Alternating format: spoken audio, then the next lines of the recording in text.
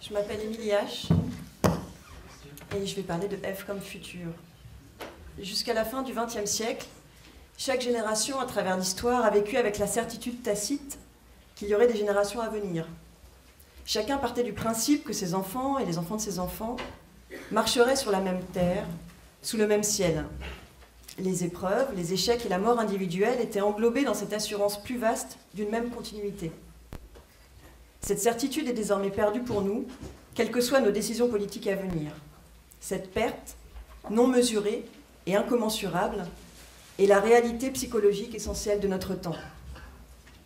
Les réactions qui découlent de cette réalité sont un mélange de multiples sentiments.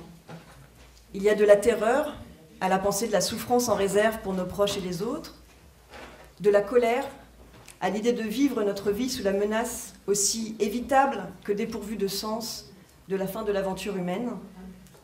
Il y a de la culpabilité, puisqu'en tant que membres de la société, nous nous sentons impliqués dans cette catastrophe et hantés par la pensée que nous devrions être capables de l'éviter.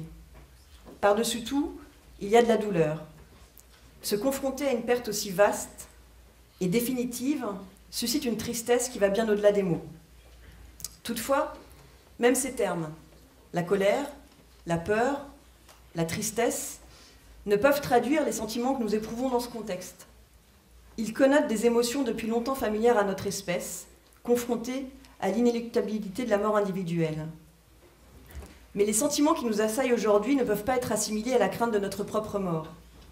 Leur source réside moins dans des préoccupations personnelles que dans les appréhensions d'une souffrance collective, de ce qui va arriver aux autres, humains, humaines et autres espèces, à l'héritage que nous partageons, aux générations à venir et à notre planète elle-même, en roue libre dans l'espace.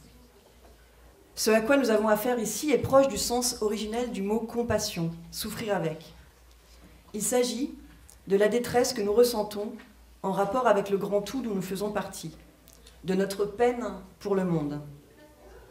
Ce sont les mots de l'écoféministe Joanna Macy, écrits dans les années 80, face à la menace nucléaire. Et ce sont des mots, me semble-t-il, que nous pourrions encore écrire aujourd'hui, décrivant parfaitement la situation de menace non seulement nucléaire, mais aussi climatique dans laquelle nous nous trouvons aujourd'hui.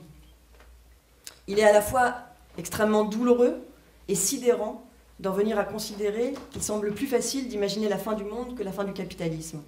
Et il y a sérieusement peu de raisons d'espérer. Or, comme tous celles et tous ceux qui y ont été, ne serait-ce qu'une fois, qu'un jour à la ZAD, qui n'auraient été zadistes qu'un jour, je sais que cet endroit fait partie des raisons profondes et réelles d'espérer un avenir qui ne soit pas que barbare. Cet endroit et ce qui s'y passe est la certitude, à la fois joyeuse et dure, rude, la démonstration en acte et la revendication que les jeux ne sont pas faits. C'est un appel de défiance contre toutes les figures d'impuissance qui nous poussent à accepter le pire comme certains, c'est-à-dire à ne rien faire. Une des seules réponses, à mon sens, à la hauteur de ce qui nous arrive. Métamorphose, c'est-à-dire abandonner l'idée et l'espoir, enfin cet espoir-là, de conserver un mode de vie acquis sur le dos du plus grand nombre. La ZAD, c'est l'an 1 version climatique. On arrête tout, on recommence, et c'est joyeux, ou plutôt, ce n'est pas que désespérant, sombre et dramatique. Nous voulons gagner cette bataille. Nous voulons d'autant plus la gagner que rien n'est moins sûr, comme l'écrit Starhawk, une autre activiste, que rien n'est moins sûr et que nous ayons les moyens écologiques et sociaux d'en mener une autre si celle-ci échoue. Et Notre-Dame-des-Landes fait partie de ces possibilités de la gagner.